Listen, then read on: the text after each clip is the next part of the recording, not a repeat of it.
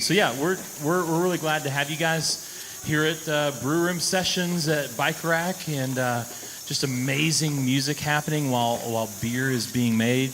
Maybe we need to have maybe there's something about like sound waves and beer being made that like there's going to be a very unique brew that we're going to call Birds of Chicago IPA or something like that. That's what we've been agitating for. That'd be incredible. Yeah, thank you guys for being here. We're really excited that you're here.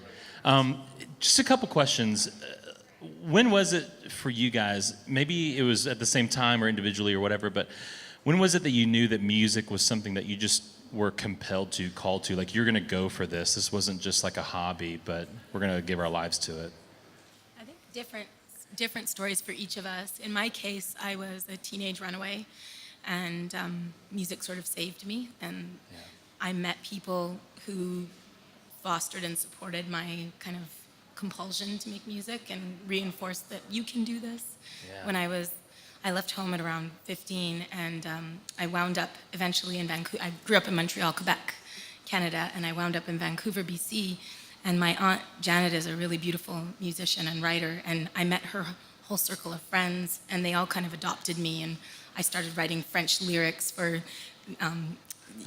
her friend's band, who they were all in their 60s, and they were doing covers of Django Reinhardt tunes, and they wanted to play a French folk fest in Port Coquitlam, and the Festival du Bois. And so I got hired to... Wait, say that again, the what? Festival du Bois, the Festival of the Woods. Yes. And I got hired to write some French lyrics for Django Reinhardt tunes. Wow. And it was like, oh, you can do this, people do this as a job, I sort of thought it was like, oh, there's magical celebrity realm and nothing else, but there's this whole world of working class musicians, and I realized I could join that world. That's so incredible. yeah. And I went to my first folk fest and I was hooked. That's so great. JT, what about you, man? I have a very clear memory of the moment that I knew that I was that there wasn't really any turning back as far as, pursuing songwriting as a craft, and it's notable because I don't have very clear memories of much of anything, but it sort of burned in my consciousness was the first time I heard John Prine, Angel from Montgomery, and I had been in music and sort of dabbling and writing a bit, but there was, the first time I heard that, it just, shattered me and remade me, and I just felt coming out of it that, I was going to be chasing that feeling forever. Yeah. So, how old were you when that happened? I was 4.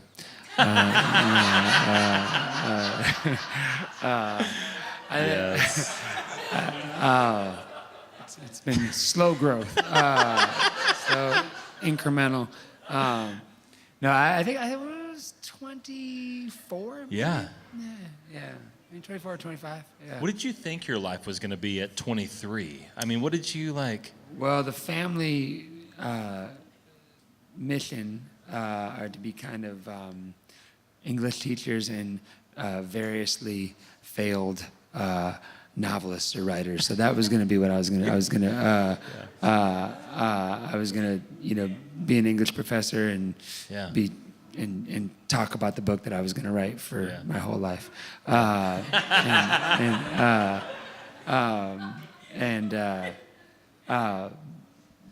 yeah, and that was, I mean, in all seriousness, like literally everybody in my family teaches English on some level and writing, and so it was nice because, I mean, when I hopped over to music, it didn't really cause a stir in the sense that, in one way or another, the family trade is words, and I'm kidding. Both my parents are So supportive. amazing writers, and my dad's a published. So I'm just busting his balls. He has been talking about a mystery novel since I can remember that he's going to write. That I hope does happen at some day. But yeah, right around that time there was just a shift, and I knew there wasn't any going back. And you know what? That's That's the best. Even if it's, even if you've chosen a path that doesn't necessarily have much security in it. I mean, so much of what drives people crazy is the, should I or shouldn't I? And once I had that clarity, it was like, well, this is the deal. Can't avoid it at that point, Yeah. man. So I was grateful for it. Yeah, that's awesome. Tell us about the songwriting process for you guys. How does that work? I mean, are you just constantly writing things down? Are you starting with melodies? Like, what's that process like? 1 second. I had something there for a second. I would say It's gone now. I would say that it is pretty constant. We did a run of shows opening for Valerie June, and she talked about that she hears these voices, and if she doesn't capture them right away, then the song kind of disappears. Yeah. And it's sort of like that for me. And I haven't been as disciplined of a writer as JT. JT pretty much writes every day, and I have come to realize that is the enlightened path, and that I'm trying to follow in his footsteps and do that more, and not just kind of wait till I'm feeling inspired, but to force myself to write something every day. I finish probably 2 songs to every 13 that he finishes. He's a much more prolific writer than I. You have to be willing to write some really mediocre songs. I have a more crippling self-editor, I think. Right. But I think for both of us, it's not one way that songs come. Sometimes it's melody, sometimes it's words, sometimes it's both. Yeah. It really varies. Song to Yeah, song. but you're just constantly writing it down. Yeah. I mean, I know for me, things have changed since we've been on the road. We're on the road about 180, 200 days a year. Yeah. And so I didn't, when I was still living in Chicago and, working a bartending or table waiting job, I had a pretty regimented kind of Tin Pan Alley thing. I would get up, have my coffee and write from 10 till 2 and then go to work. And and I didn't realize what an indulgence that was. And so but by the same token, having on the road now, I get most of my ideas while I do our long haul driving for the most part, and open road driving, it's kind of semi-meditative. You sort of little fragments of melody will come, and it's funny. I used to worry about them going away, but these days it's sort of like you don't stress that. You sort of wait and see which are the ones that stick around. Yeah. And if they stick around and they kind of loop themselves and come back, then it's like they're sort of announcing themselves that they need to stick around, and then that's when you get your phone out and just record a little fragment and then get back to it when you can. Yeah. But it's that first fragment that's usually important, and you try to stay true to that. And whether it's just a few vowel and consonant sounds, to just a little bit of melody, you try not to lose that first little bit. Yeah, that's good. Guys, thanks for sharing it tonight. I mean, thanks for sharing it with the world, If anybody wonders if heaven exists, man, just sit in on a Birds of Chicago concert and just I'm serious, just listen to the art and the authenticity that's coming from what you guys are doing. It's amazing. So thank you guys. Yeah, absolutely. Thank you guys for being here. Hey guys, thanks for being at Brewroom Sessions. Give it up for Birds of Chicago. We're really excited to have you guys. Thank y'all. We would like to invite our fabulous band back to the stage. On the lead electric guitar, Mr. Andy Stack, Buffalo Stack. On the electric bass, from Chicago, Illinois, Mr. Christopher Merrill. And on the drums and the vocals from Austin, Texas, helping keep it weird and wonderful, Mr. Nick Chambers.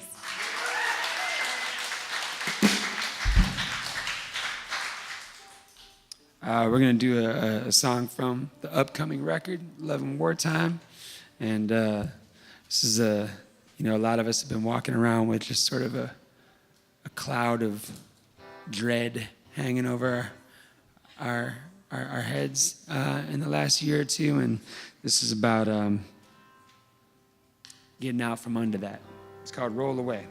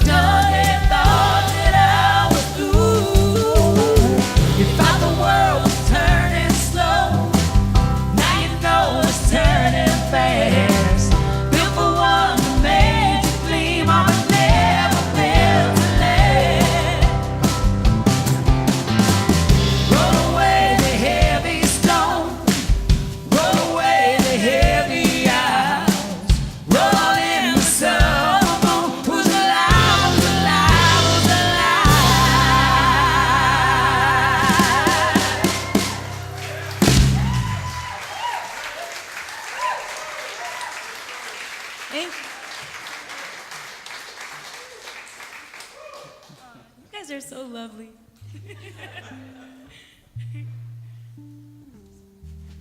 We're just so excited that we get to come back in August for the Fayetteville Roots Festival. We play on the Friday night with Flaco Jimenez and Josh Ritter. It's gonna be, and I think we're here for the whole weekend, so we'll probably be popping up at the library and stuff like that. We'll definitely be there with Ida.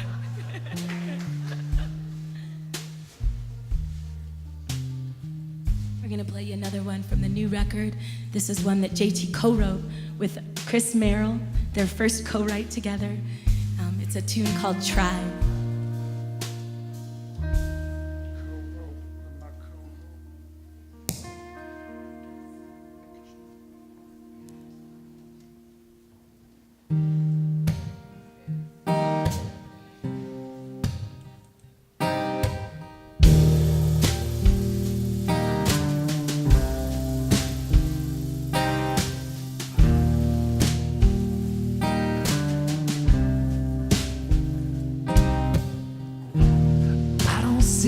Your body broken, I still see fire there in your eyes.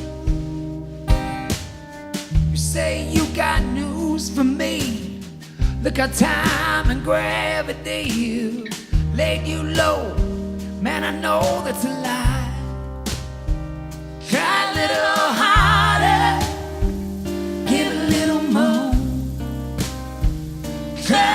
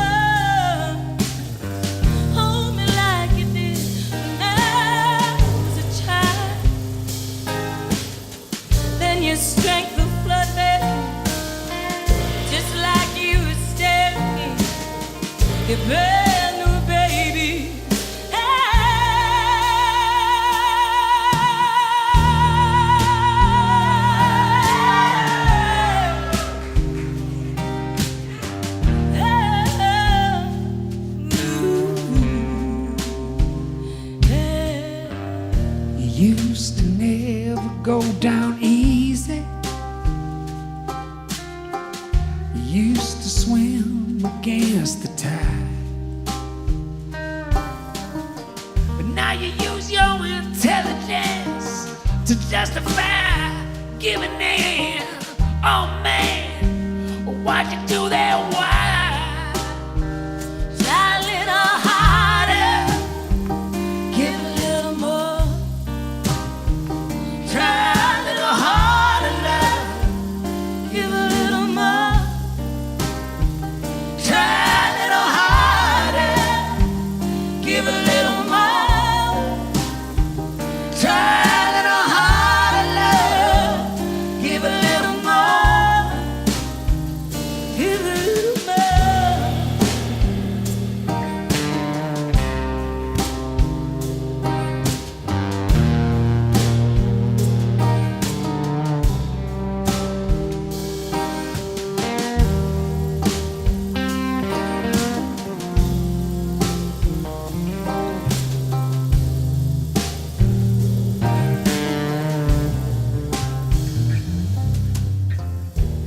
I don't think that I can carry this heavy load all on my own. But man, if you're still game, you and I can carve our names in hidden caves and giant oaks. Try a little harder, give a little more. Try a little harder, love, give a little more. Try a little harder, give a little more. Try a little harder, love, give a little more. Don't go easy, don't slip away. Don't go easy, don't slip away. Don't you go easy, don't slip away from me. Don't you go easy, don't slip away from me.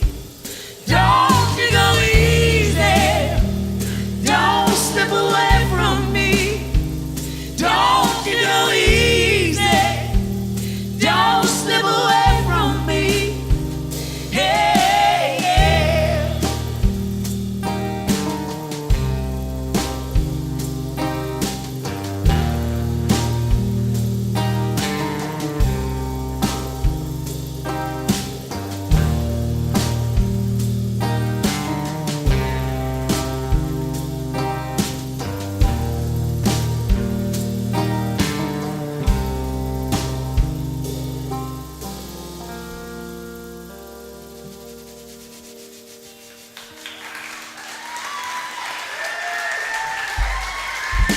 Thank you. Thank you.